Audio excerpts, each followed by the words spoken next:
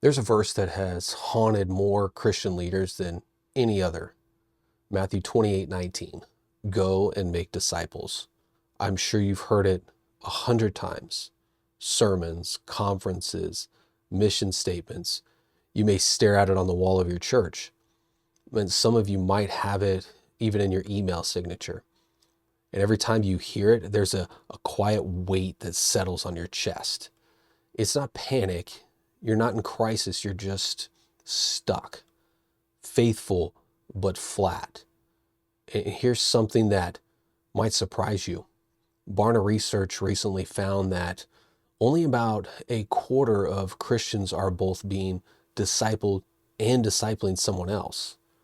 And when they asked the rest of those surveyed why they weren't involved in discipling in some way, the number one answer wasn't, I don't care. It was, I don't feel qualified. So if you've never made disciples the way you were told to through a program, a workbook, or a curriculum, you're not the exception. You're actually in the majority. And here's what I want to say to you. You're already making disciples. You just don't call it that. And once you see it, the guilt lifts and the real work begins. Most people who want to make disciples start in the same place, looking for a program or a curriculum or a workbook, maybe a video series with discussion questions, a coffee meeting with a name like D groups or Life on Life, one-to-one discipleship. And to be fair, those things aren't nothing. Structured programs hold real value. They give consistency. They give a starting place when you don't know where else to start. If your church runs one and it's bearing fruit, I'm not telling you to quit. But here's what happens. You buy the book, you schedule the coffee, you find someone who says yes, you meet for 6 weeks, maybe 8 if you're ambitious. You go through the material, you ask the questions, you check the box, and something about it feels empty. The conversation stays in the workbook. It doesn't follow anyone into their marriage, their workplace, or an actual Tuesday. And when the book is finished, the relationship quietly fades because the program was holding it together, not genuine connection. And that's not always discipleship. Sometimes it's a book club with Jesus branding on it. And the worst part, it leaves you feeling like you failed. You did what the church told you to do, but it didn't stick. So you assume the problem is you, that you are not spiritual enough, not qualified enough, not good enough at this point. And the problem isn't you. The problem is thinking the program is the mechanism. Jesus didn't write a curriculum. He didn't schedule coffee meetings. He didn't hand out workbooks. And yet he produced 12 men who turned the world upside down. Here's the thing, and nobody's connecting for you. The way he did it isn't just a nice Bible story. It's the same thread that runs from your time alone in prayer to your team meeting. One life, not two. And that thread is what this whole video is about. What did Jesus do differently?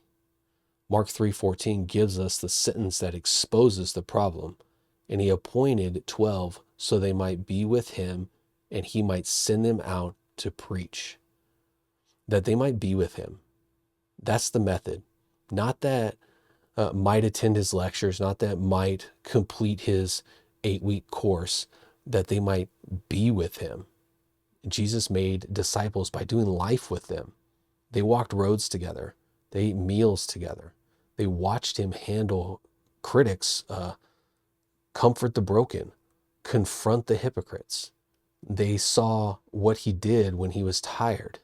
They heard how he prayed when nobody else was listening.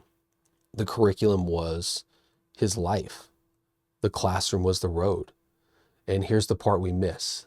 Jesus didn't pause his ministry to make disciples. disciple making was his ministry. He wasn't running two tracks, a mission track and a discipleship track. They were the same track. Every miracle, every confrontation, every teaching moment was simultaneously the mission and the training. The 12 learned to heal by watching him heal. They learned to confront by watching him overturn tables. They learned to serve by watching him wash feet. And this isn't just a spiritual insight. It's how human beings are actually wired to learn. Modern leadership research supports this. People primarily absorb complex behaviors by watching someone else do it, not by being lectured. There's actually a name for this in psychology. Albert Bandura's social learning theory. It's his research that found we learn best by watching someone else do the thing, then trying it out ourselves. Attention, then retention, then trying it themselves. Jesus knew that 2,000 years before anyone gave it a name. Now contrast that with how we usually do it. We separate discipleship from life. We pull a person out of their week for an hour on Thursday morning, talk about spiritual things, and send them back into the same life unchanged. The program is separate from the work. The discipleship is separate from the leadership. And then we wonder why it doesn't hold.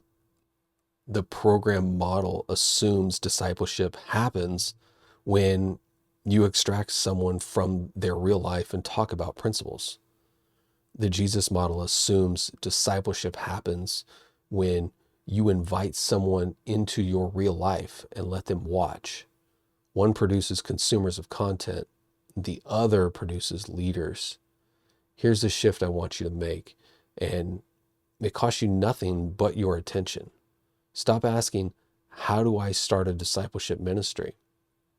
Start asking, who is already around me that I can be more intentional with? And because you're already positioned, you just don't see it. You lead a team at work. There are people on that team who watch how you handle pressure, how you make decisions, how you treat people when it's inconvenient. They're learning from you, whether you intended it to happen or not. And that's discipleship. You just haven't been calling it that. You have kids. They see how you treat your spouse, how you spend your money, what you do when you're angry. They're absorbing your faith or your lack of it in real time. I've watched it with my own kids. I'm watching it happen again with my grandkids. That's discipleship. You just haven't been calling it that. You have friends, neighbors, volunteers, younger folks who look up to you without you fully realizing it. The question isn't whether you're making disciples. The question is whether you're being intentional about it or letting it happen by accident. Paul understood this. Look at what he says in 1 Corinthians 11:1.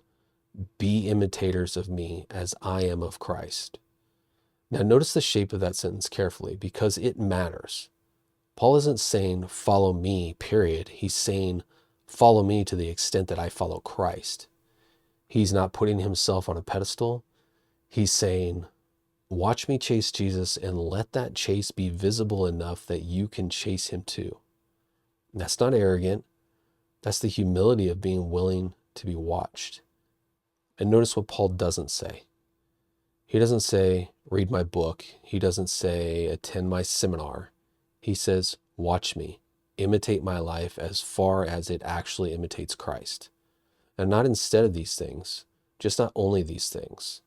Paul made disciples by being visible, by letting people see his faith in action, not just hear it explained. And that's available to you right now without a program, without a workbook, without a coffee meeting. The one leading their family is making disciples at the dinner table. The manager handling a crisis with integrity is making disciples in the conference room. The volunteer showing up consistently week after week is making disciples in the hallway. You don't need a title. You don't need permission. You don't need a curriculum. You need to wake up to the reality that your life is already a discipleship curriculum. People are already reading it. The only question is whether you're going to be intentional about what they see. This isn't about adding something to your already full plate. It's about recognizing that what you're already doing, leading, parenting, working, serving, is the raw material of discipleship. The transformation happens when you stop treating those things as interruptions to your spiritual life and start treating them as the place where spiritual life actually happens. So here's the practice. Not a program, a posture. The with me model. Pick one person, just one, someone you're already leading, parenting, or doing life with. It could be a team member. It could be your son. It could be a younger guy at church who already looks up to you.